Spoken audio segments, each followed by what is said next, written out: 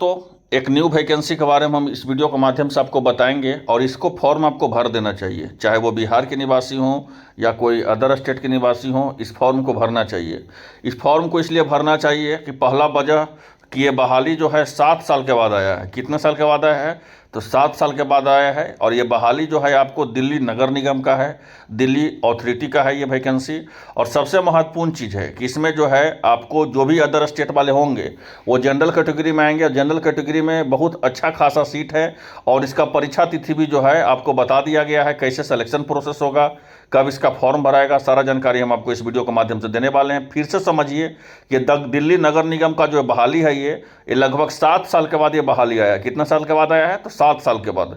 फिर ये बहाली कब आएगा इसका कोई ठिकाना नहीं है। और मात्र इसमें एक परीक्षा है। तो जो भी अभ्यर्थी हैं पहले तो इस फॉर्म को भर दीजिए। अदर स्टेट वाले, बिहार वाले अभ्यर्थी तो इसको फॉर्म को खूब भरिए, क्योंकि फिर आपको मौका नहीं मिलेगा। तो आइए शुरुआत करते हैं। तो सबसे पहले कौन कौन पोस्ट के भरना है ये देखिए। इसमें बहुत सारा पोस्ट का बहाली है, लेकिन हमको वही पोस्ट का भरना है जिससे हमारा जो है आपको सिलेक्शन हो जाए। तो सबसे पहले देख लीजिए, इसमें जो है आपको जो हम महत्वपूर्ण पोस्ट बताएंगे वही पोस्ट को भरना है। कि जूनियर ट्रांसलेटर का है, ये जूनियर ट्रांसलेटर का ये पोस्ट है, आपको लेवल 6 का नौकरी है ये देख लीजिए। इसमें जो है आपका पोस्ट का मात्र संख्या जो है 6 है। इसके लिए क्या चाहिए? तो मास्टर डिग्री चाहिए हिंदी से। जिनके पास भी मास्टर डिग्री हिंदी से है इस फॉर्म को भर दीजिएगा। यह मत सोचिएगा कि 6 ही सीट है, क्योंकि आपको देखा इसकी जो है बहुत सारे अभ्यर्थी सोचेगा 6 ही सीट है, तो इसमें कम कंपटीशन वाले को भी यहाँ पर रिजल्ट हो सकता है। चलिए अब अगला देखते हैं। एएसओ का एक बहाली है। इसमें एएसओ का जो है आपका बहाली है, लेकिन एएसओ जो है आपको असिस्टेंट सिक्योरिटी ऑफिसर है। ये नॉन मिनिस्ट्रियल जॉब है, ये ग्रुप सी का है। और इसमें भी जो है 6 है सीट है। 18 से 27 साल तक फॉर्म भर सकता है। लेवल 5 का नौकरी है। और इस फॉर्म को भरने के लिए जो है आपको बैचलर डिग्री होना चाहिए, लेकिन उसमें हाइट वाइट भी मांगा गया है। हाइट मांगा गया 170, चेस्ट मांगा गया है 81 और 4 सेंटीमीटर जो है आपको फुलाना है 85, ठीक है। और वेट भी आपको मांगा गया है। यही सब जो है अपना देख लीजिएगा। इसका हम PDF भी टेलीग्राम पे डाल देंगे। एक सर्वायर का पोस्ट है, यहाँ पे देख लीजिए। इसमें भी जो है आपको 6 सीट है। यहाँ पे देख लीजिएगा। इसका जो फॉर्म भरना चाहते हैं तो 2 साल के आपको नेशनल ट्रेड का जो है आपको सर्टिफिकेट चाहिए। यहाँ से स्टार्ट होता है। यहाँ से जो है अभ्यर्थी फॉर्म भरें। बिहार के अभ्यर्थी स्टेनोग्राफर का ये जो है लेवल 4 का नौकरी है। 18 से 30 साल तक इसका जो है एज है। और आपको 10+2 चाहिए और 40 वर्ड पर मिनट चाहिए इंग्लिश टाइपिंग, और हिंदी टाइपिंग जो है 35 वर्ड पर मिनट चाहिए। और एक जो है आपको पटवारी का पोस्ट है, यहाँ पे देख लीजिए। पटवारी का यहाँ पे देख लीजिए 21 से 27 साल तक एज है। इसमें 89 सीट है टोटल। और इसमें जो है आपको ग्रेजुएशन चाहिए, वो फॉर्म को भर पाएंगे। जूनियर असिस्टेंट मतलब सचिवालय में, अगर आप दिल्ली सचिवालय में नौकरी करना चाहते हैं जूनियर असिस्टेंट में, तो उसके लिए जो है इस फॉर्म को भर सकते हैं। लेवल 2 का ये जॉब है, ग्रुप सी का जॉब है ये। 18 से 27 साल जो है आपको एज चाहिए। 199 सीट है। कितना सीट है? 199 सीट है। 10+2 चाहिए इसमें, लेकिन टाइपिंग आपको आना चाहिए। अगर आपको 35 पर मिनट अगर टाइपिंग आता है तो आप इस फॉर्म को भर पाइएगा, ठीक है। और आपको 30 वर्ड पर मिनट चाहिए। अब आप कहिएगा सर आप सिर्फ ये जो है मेन सीट बता रहे थे 199 सीट है और जनरल कैटेगरी का 86 सीट है। तो जो भी अदर स्टेट वाले अभ्यर्थी रहेंगे वो जनरल कैटेगरी में ही आएंगे, इस फॉर्म को भर पाएंगे। तो जो सचिवालय में नौकरी चाहते हैं दिल्ली सचिवालय में, उनके लिए एक बेस्ट ऑप्शन है ये। और एक देखिए भाई, एक जो है आपका पोस्ट है माली का। यहाँ पे देख लीजिए। इसमें 282 सीट है माली का। और सिर्फ इसमें क्या चाहिए भाई? तो आपको 10+2 मतलब मैट्रिक चाहिए। जो मैट्रिक पास है तो वो जो है इस माली का फॉर्म भर सकते हैं। साथ साथ जो है MTS का मल्टीटास्किंग स्टाफ का जो बहाली है, ये सबसे बड़ा बहाली क्यों है? क्योंकि 745 सीट पर ये वैकेंसी निकाला गया है।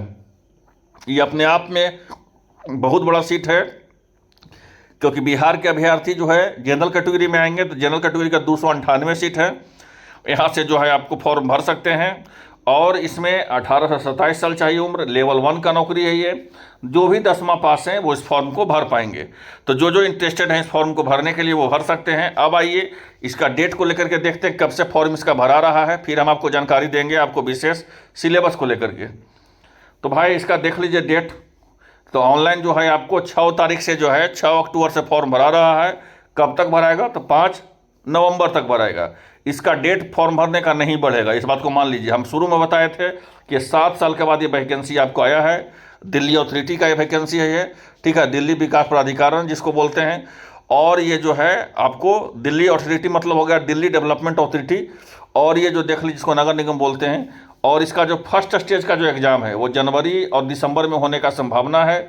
और सेकेंड स्टेज का जो एग्ज़ाम है उसका नोटिफाई जो है मतलब कि आपका नोटिस जो है आपको दिल्ली अथॉरिटी के द्वारा जो है आपको दिया जाएगा। मतलब कि ये जो है वेबसाइट पे आपको दिया जाएगा। अब आइए भाई, ये जितना भी बहाली है वो डायरेक्ट रिक्रूटमेंट है। इसमें कोई भी जो है आरक्षण से नहीं भरा जा रहा है। मतलब जो भी है डायरेक्ट बहाली है ये, ठीक है। ये कोई जो है स्पोर्ट्स पर्सन ये सब के लिए कोई रिजर्वेशन नहीं है इसमें। अब आइए सिलेबस देखते हैं। हमारे बात को मानिए, इस फॉर्म को भर दीजिए, ठीक है। और इसमें सिलेबस देखते हैं, फिर हम आपको डिटेल बताएंगे। उम्र सीमा के बारे में आपको बता ही दिए हैं, ठीक है। और इसमें फॉर्म भरने में कितना लगेगा सारा चीज़ हम आपको मोटा मोटी जानकारी दे देते हैं। बाकी हम इसका टेलीग्राम पे डाल देंगे, वहाँ पे भी आप जो है देख लीजिएगा। और इसमें बहुत सारा लोग बोलेंगे सर इसमें बहुत सारा पोस्ट है, लेकिन आप बहुत सारा पोस्ट का क्यों नहीं बताएं? तो बहुत सारा पोस्ट किस लिए नहीं बताया? क्योंकि बिहार यूपी के अभ्यर्थी के लिए सबसे बेस्ट जो पोस्ट था हम आपको बता दिए हैं। और उसका फॉर्म जो है आपको भर लेना ही सही रहेगा। अब आइए जब देखते हैं इंपॉर्टेंट चीज़ इसका जो भी महत्वपूर्ण चीज़ है इसका, ठीक है। सिलेबस से लेकर के सारा चीज़ जो है हम आपको देखते हैं। तो फॉर्म भरने के लिए जो महत्वपूर्ण चीज़ है वो देखते हैं। एज लिमिट देख लीजिए, आपको किन किन को छूट मिलेगा। जो दिल्ली के निवासी हैं उन्हीं को एज छूट मिलेगा, इस बात को ध्यान रखिएगा। अदर स्टेट के जो भी अभ्यर्थी हैं उनको छूट नहीं दिया जाएगा। जो एज हम बताए हैं उतना ही एज आपको क्या चाहिए, तो उतना ही आपको एज जो है आपको चाहिए। चलिए, क्वालिफिकेशन तो हम आपको बता दिए। अब एग्जाम को लेकर के पहले हम बता देते हैं फॉर्म भरने का। तो फॉर्म भरने का जो है इसमें 2 तरह का पोस्ट है, बता देते हैं। फॉर्म भरने में इसमें लगेगा पैसा। क्यों लगेगा पैसा? क्योंकि ये बता देते हैं कि दिल्ली अथॉरिटी का वैकेंसी 7 साल के बाद ये बहाली आया है ये। और इसमें अब 2500 रुपये आपको लगेगा फॉर्म भरने में, चाहे वो यूआर रहेंगे, ओबीसी रहेंगे, ईडब्ल्यूएस रहेंगे। अब और आपको SC ST वाले जो भी अभ्यर्थी हैं या जो वहाँ के निवासी हैं उनको 1500 रुपये लगेगा आपको, ठीक है। तो ये जो है आपको नॉन रिफंडेबल है या रिफंडेबल है। और यहाँ पे देख लीजिए UPI के माध्यम से जो है पेमेंट कर सकते हैं, माने फॉर्म एप्लीकेशन फॉर्म भर सकते हैं, ठीक है। अब जो है इसका सिलेबस को लेकर के चर्चा करते हैं कि इसका सिलेबस जो है आखिर क्या है। तो पूरा डिटेल हम आपको बताने वाले हैं। तो सबसे पहले फॉर्म कैसे कैसे भरा रहा है वही सब इसमें दिया हुआ है। CBT देख लीजिए, जो महत्वपूर्ण पोस्ट का हम बताए हैं उसी पोस्ट का हम CBT परीक्षा बताएंगे, ठीक है। तो चलिए अब स्टार्ट करते हैं। यहाँ से देखिए, दिल्ली ट्रांसलेटर का हम बताए थे, जूनियर ट्रांसलेटर का। तो जूनियर ट्रांसलेटर का जो है आपको देख लीजिए 200 नंबर का आपको एग्जाम होने जा रहा है, जिसमें आपको 100 सवाल का रहेगा आपको। और आपका यहाँ पे देख लीजिए 100 सवाल 2 बार रहेगा। एक जनरल स्टडीज़ का रहेगा और साथ साथ जो है जनरल हिंदी का पूछा जाएगा, क्योंकि इसमें हिंदी से ही जो है आपको MSc चाहिए, वही फॉर्म भर पाएंगे। और यहाँ पे देखिए असिस्टेंट सिक्योरिटी ऑफिसर का, ये तो देख लीजिए इंपॉर्टेंट चीज़ है। असिस्टेंट सिक्योरिटी ऑफिसर का जो फॉर्म भर पाएंगे उनको CBT माध्यम से परीक्षा देना होगा। 150 सवाल रहेगा, 2 घंटा समय मिलेगा, मतलब 120 मिनट और 150 सवाल।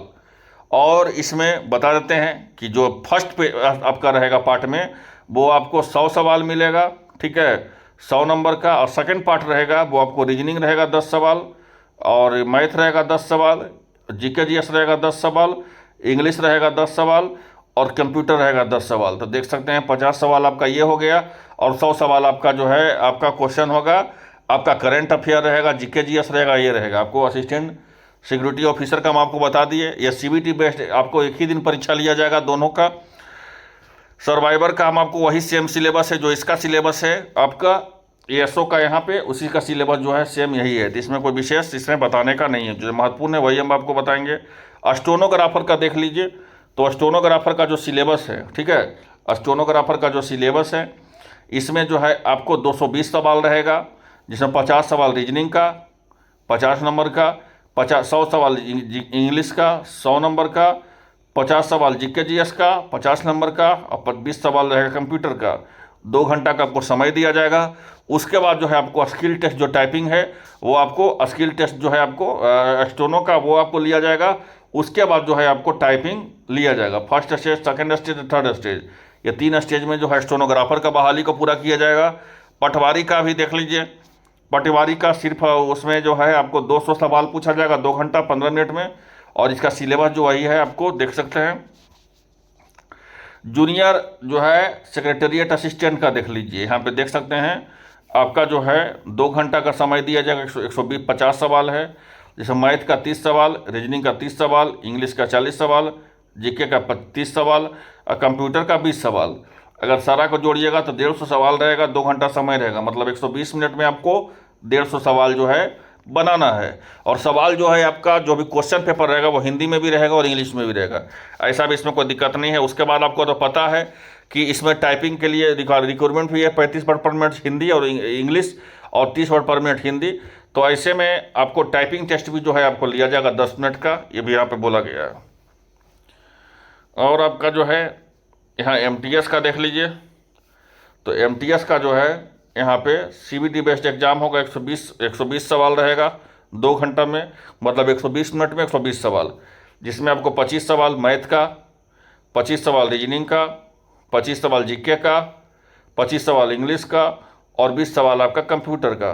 तो सारा मिला करके जो है 120 सवाल रहेगा 120 मिनट में। तो जो इंटरेस्टेड है इस फॉर्म को भर पाएंगे, ठीक है। अब जो है सब दिया गया है कि कितना में मेरिट आपका बनेगा, लेकिन इतना मेरिट बनता नहीं है। जिसका कट ऑफ ज़्यादा रहेगा, हाईएस्ट एक कट ऑफ निकाला जाएगा, उसी के अनुसार जो है आपका यहाँ पर रिजल्ट होगा। तो मेरा कहने का मतलब हुआ कि इसमें 2 पोस्ट को तो कभी छोड़िएगा नहीं, जो भी अभ्यर्थी होंगे। एक MTS का मल्टीटास्किंग स्टाफ का, इस फॉर्म को भर दीजिएगा मल्टीटास्किंग स्टाफ का। और दूसरा जूनियर सचिवालय का जो है 199 सीट है। और तीसरा जो है स्टेनोग्राफर वाले अभ्यर्थी, तो स्टेनोग्राफर का भी भरिएगा। और MTS का तो छोड़ना ही नहीं है, 755 सीट है इसमें। और इसमें माली वाले भी अगर 282 पोस्ट है, इसमें फॉर्म भी आप भर सकते हैं। ये सब बहुत ही अच्छा पोस्ट है। फिर आपको बहाली इसका देखने को नहीं मिलेगा। अगर आपके पास स्टेनोग्राफर का है तो वो भी, और आपके पास जो है ASO का असिस्टेंट सिक्योरिटी ऑफिसर का भी नॉन मिनिस्ट्रियल का अगर आपके पास डिग्री है, अगर आपके पास हाइट है, अगर आपके पास चेस्ट है, तो आप इस फॉर्म को भी भर दीजिएगा। और जूनियर ट्रांसलेटर का भी जो फॉर्म भरना चाहते हैं वो भी इस फॉर्म को भर सकते हैं। तो जो भी इंटरेस्टेड है भाई, फिर से हम डेट बता दें, एक बार रिमाइंडर आपको डेट कर देते हैं। तो आपका ऑनलाइन जो है 6 अक्टूबर से शुरू हो चुका है और आपको कितना तक चलेगा, तो 5 नवंबर तक जो है आपका फॉर्म भराएगा। और परीक्षा भी इसका दिसंबर में और जनवरी में होने का पूरी तरह संभावना है। तो फिलहाल के लिए इतना ही। फिर जैसे ही अपडेट मिलेगा सबसे पहले आपको एग्जाम को अंदर पढ़ी बताया जाएगा। धन्यवाद।